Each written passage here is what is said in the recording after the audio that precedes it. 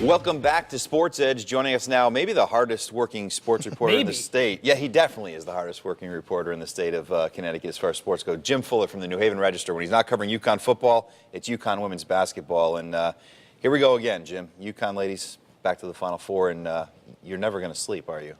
Probably not. Probably not until the WNBA draft is over, maybe. All right.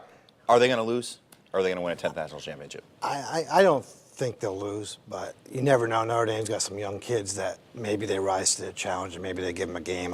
I don't see Maryland having the offense, and South Carolina, same thing. South Carolina's young kids, but really have to make a major step up to really challenge them, I think. Jim, is it possible that this team is actually underappreciated for how great it really is? Do you think that? I think so. All anyone wants to do is talk about how bad the competition is. Well, maybe they have something to do with it. I mean, they're playing top 5 teams on the road and winning by 20.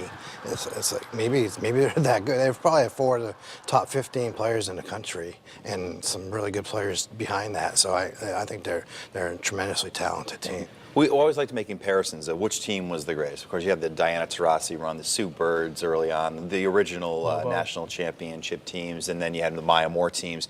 Well, where does this group, in your mind, stack up? It's hard to say right now. I think that Sue Bird group, I thought the best team they had was the year they didn't win it. Right. Before Shea and Svet got hurt. They had 7 first-round picks on that team. But this team doesn't have that depth, but from star power, their top 4 is as good as any top 4 that they've ever had there, I would say. One of the questions I get a lot, we all get, I'm sure you get it too, is year after year, how does Gino continually get the top players to come to Connecticut? You want to play for the best. You want to be challenged. And that's what they say. I want to be challenged by the best. That's why Brianna Stewart is coming. That's why Kay Lou Samuelson, Nafisha Collar, they want to see where they can go. They want to see how good of players they can be. And obviously, they want to try to win 4 national championships along the way. They make it look so easy, and people think it's so easy. And if you've watched any of their practices, you know how hard they work. Why is it so hard for other teams to compete with them? I think it's just a psychological thing more. You see what Dayton did. You don't see that. You don't see teams like, I don't care. I'm not getting autographs here. I'm going out and I'm doing what I did all year long in every practice. I'm running my stuff. I'm taking my shot. If Brianna Stewart blocks my shot, then okay, I'll have to adjust. But most teams come in. Texas came in. They were afraid. Mm-hmm. They didn't want to be there. They were first time they make a shot and they just wilt. Yeah. And very few teams. Temple did it, Dayton did it, but there are very few teams that are willing to say, hey, I don't care about your reputation. We're coming to play you. As a beat guy, how hard is it to come up with different, storylines, game in and game out? Because you're almost writing the same story. It's got to be a grind to be on the beat, I would think. It can be challenging, and you can't. How much do you write about the other team? So I usually wait until this time of year. I do a lot of stuff on the other teams at this time of year just because it'll give me something new views. But yeah, it is hard. How many times can you write that Brianna Stewart and Morgan Tuck play really well together? I've written that a lot, but you have to keep writing it because it's there.